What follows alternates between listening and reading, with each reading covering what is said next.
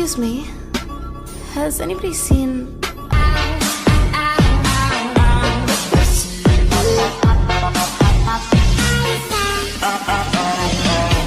Tutup pintu, tutup jendela, karena nih lagu boleh bikin kaprok telinga. Sampai senggol mata jago, sampai senggol mata jago. Oke, sekarang kita akan masuk inti dari video yang saya buat ini, yaitu tentang menjelaskan perdagangan internasional. Di sini saya akan menjelaskan mulai dari pengertiannya, manfaatnya, tujuannya, faktor penghambat dan pendorong dari perdagangan internasional, juga ada kebijakan dari perdagangan internasional, dan yang terakhir itu ada contoh dari perdagangan internasional. Selamat menyaksikan. Nah, yang pertama itu ada pengertian dari perdagangan internasional. Kalau berbicara tentang perdagangan internasional, pastinya tidak asing bagi kita semua. Karena dimulai dari perdagangannya, itu pasti sering kita dengar, bahkan kita lakukan sehari-harinya. Karena pengertian dari perdagangan itu adalah aktivitas jual-beli antara pedagang dan pembelinya. Sedangkan internasional itu juga pastinya tidak asing bagi kita karena sering sekali dengar, karena internasional itu mencakup ke wilayah yang lain ataupun negara yang lain pastinya. Berbeda dengan nasional yang hanya mencakup negara kita sendiri.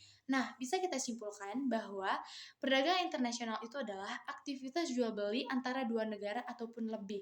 Itu mencakup seperti ekspor dan impor. Yang kedua dan ketiga ada tujuan manfaat dari perdagangan internasional. Yang pertama kita bahas itu adalah tujuan.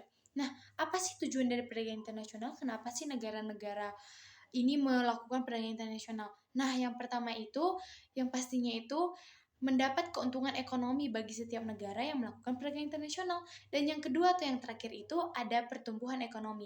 Dengan melakukan yang namanya perdagangan internasional di setiap negara, akan membuka yang namanya pasar internasional yang meningkatkan skala ekonomi dalam setiap negara tersebut yang melakukan perdagangan internasional. Nah, manfaatnya itu ialah yang pertama itu pastinya ketersediaan barang dan jasa dalam setiap negara. Negara dapat memproduksi barang yang tidak ada di negaranya dengan melakukan perdagangan internasional. Dan yang terakhir itu ada yang namanya meningkatkan lapangan pekerjaan bagi setiap negara yang melakukan yang namanya ekspor dan impor melalui perdagangan internasional. Nah, yang selanjutnya itu kita akan membahas faktor pendorong, faktor penghambat dari perdagangan internasional.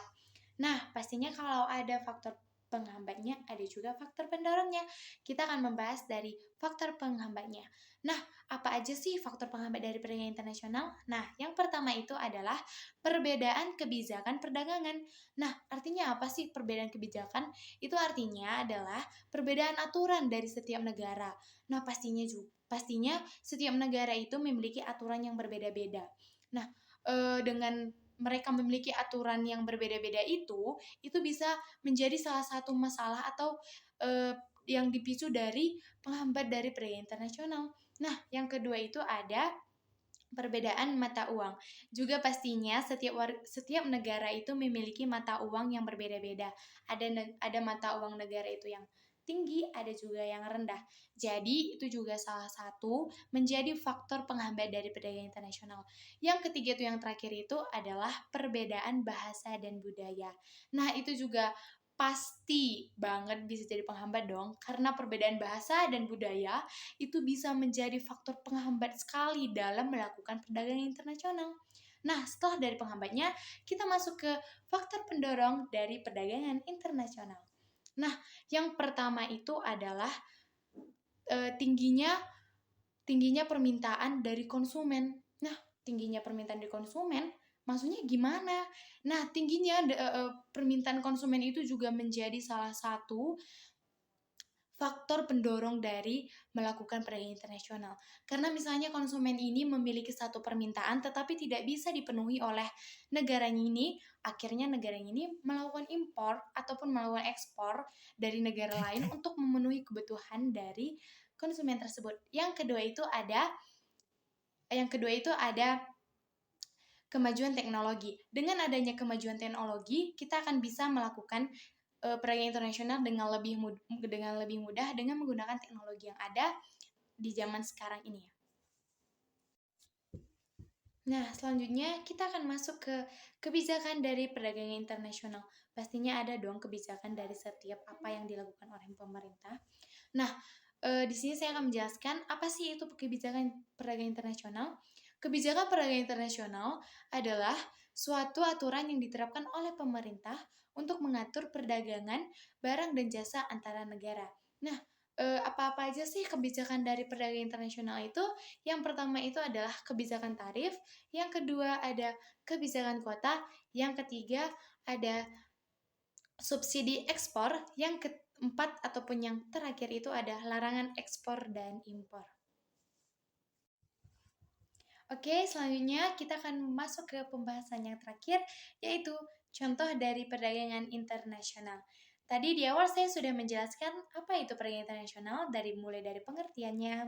Pengertiannya, ada manfaatnya, ada tujuannya, ada faktor pendorong dan faktor penghambatnya, juga ada kebijakan dari perdagangan internasional.